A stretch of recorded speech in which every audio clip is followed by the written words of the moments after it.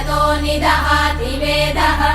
स नः पश्यदति दुर्गाणि विश्वानावेव सिन्धुम् दुरितात्यग्निः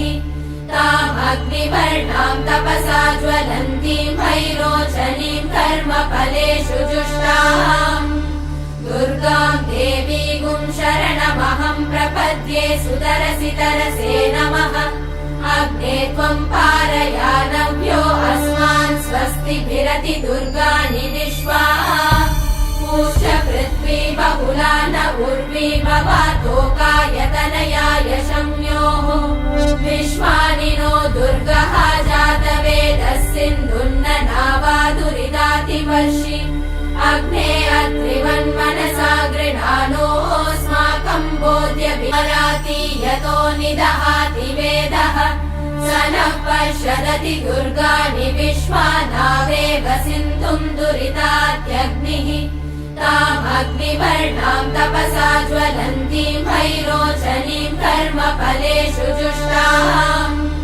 दुर्गाम् देवीगुम् शरणमहम् प्रपद्ये सुतरसि तरसे नमः अग्ने त्वम् पारयानव्यो अस्मान् स्वस्तिभिरति दुर्गाणि विश्वा पूष्य पृथ्वी बहुला न उर्वी भवातोकायतनयाय शम्योः विश्वानि नो दुर्गः जातवेदः सिन्धुन्न नावादुरिदातिवर्षि अग्ने अत्रिवन्मनसा गृणानोऽस्माकम् बोध्यभिता तनूना पृतनाजितगुम् सहमानमुग्रमग्निगुम् भुवेम परमात् सदस्तात् स नः पश्यदति दुर्गाणि विश्वाक्षामद्देवो अतिदुरितात्यग्निः रत्नोषिकमीढ्यो अध्वरेषु सना च होतानव्यश्च सत्सि स्वाञ्चाग्ने तनुवम् पिप्रयस्वास्मभ्यम् च सौभगमायजस्व गोभिर्जुष्टमयुजो निषिक्तम् तवेन्द्र विष्णोरनुसञ्चरेम नाकस्य पृष्ठमभिसंवसानो वैष्णवीम् लोकैकमानयन्ताम् ते सुनवाम सोममराति यतो निदहाति वेदः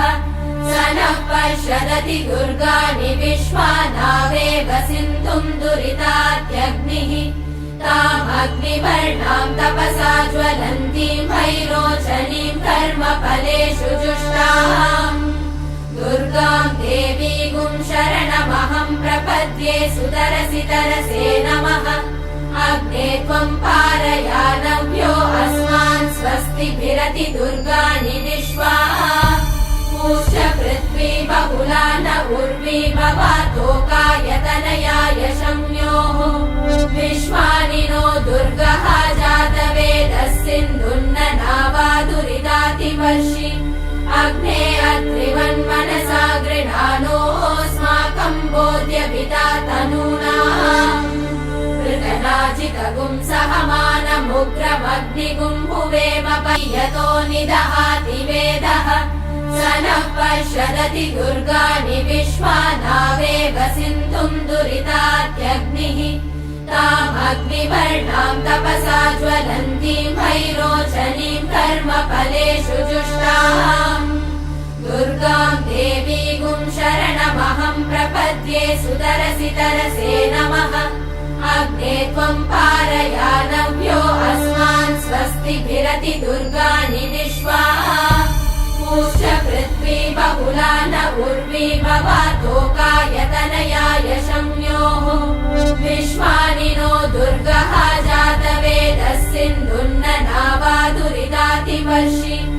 अग्ने अत्रिवन्मनसा गृणानोऽस्माकम् बोध्यभिता तनूना पृतनाजितगुम् सहमानमुग्रमग्निगुम् भुवेम परमात् सदस्तात् स नः पश्यदति दुर्गाणि विश्वाक्षामद्देवो अतिदुरितात्यग्निः रत्नोषिकमीढ्यो अध्वरेषु सना च होतानव्यश्च सत्सि स्वाञ्चाग्ने तनुवम् पिप्रयस्वास्मभ्यम् च सौभगमायजस्व गोभिर्जुष्टमयुजो निषिक्तम् तवेन्द्र विष्णोरनुसञ्चरेम नाकस्य पृष्ठमभिसंवसानो